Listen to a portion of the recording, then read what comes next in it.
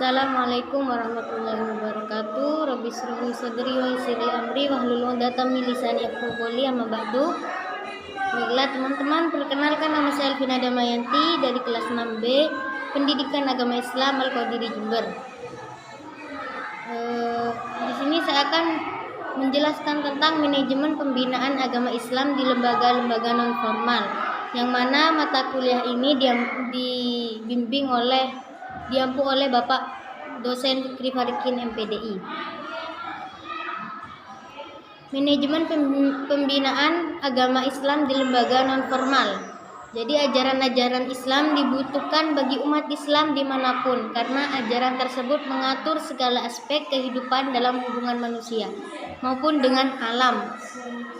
Ajaran Islam tersebut dipelajari dan diketahui, dipahami dan lebih jauh lagi diamalkan.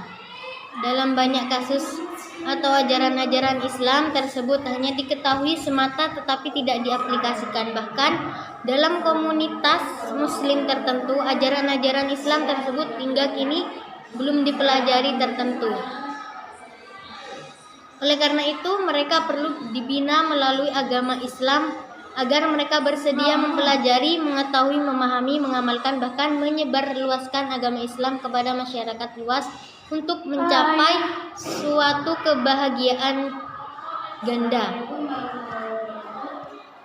Manajemen pembinaan agama Islam di lembaga non formal. Jadi ada beberapa tempat, yakni di panti asuhan anak yatim piatu, di penampungan tenaga kerja, di perkantoran, kemiliteran, dan perusahaan. Manajemen agama Islam di panti asuhan. Panti sosial merupakan lembaga yang berada di bawah kewenangan dinas sosial yang memiliki kepedulian kemanusiaan dengan memberikan bantuan teknis maupun keterampilan kepada orang-orang yang memiliki kekurangan secara fisik maupun finansial agar mereka bisa hidup layak di tengah masyarakat. Jadi panti sosial menampung orang-orang yang bernasib kurang beruntung, baik karena cacat seperti cacat mental dan cacat netra, kefakiran seperti orang yang tidak memiliki rumah, pecandu obat-obatan berbahaya seperti narkoba, maupun ketelantaran seperti balita yang tidak diurus orang tuanya. Manajemen agama Islam di panti asuhan yatim piatu ini sengaja dibahas secara khusus, melanjutkan pembahasan manajemen pembinaan agama Islam pada panti sosial di atas. Tentu saja ada tujuan manajemen pembinaan agama Islam pada panti sosial di atas. Tentu saja ada tujuan yang ingin diraih dengan mengkhususkan pembahasan manajemen pembinaan agama Islam di panti asuhan yatim piatu tersebut, agar memahami tentang manajemen pembinaan agama Islam yang diberlakukan di panti asuhan yatim piatu tersebut bisa relatif detail dan mendalam.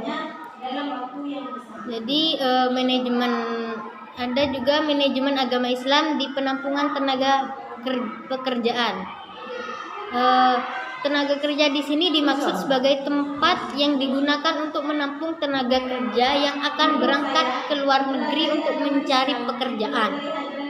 Oleh karena itu, mereka juga perlu dibimbing bahwa dalam bekerja didasari niat yang kuat untuk beribadah, berusaha bekerja dengan ikhlas, sabar menghadapi kesulitan, berusaha keras untuk mengatasi kesulitan.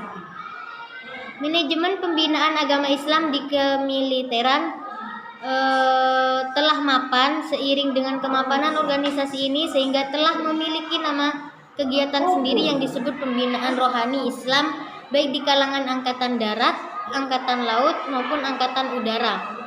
Hanya yang dijadikan ilustrasi di sini adalah pembinaan rohani Islam di kalangan TNI angkatan darat. Jadi di dalam itu ada konsep Bintal TNI AD.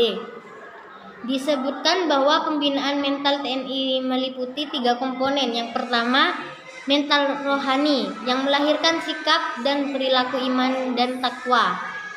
Yang kedua, mental ideologi berdasarkan nilai-nilai Pancasila yang melahirkan sikap dan perilaku nasionalisme. 3. Mental kejuangan berdasarkan tradisi kepahlawanan yang melahirkan sikap dan perilaku militer. Manajemen pembinaan agama Islam di perkantoran.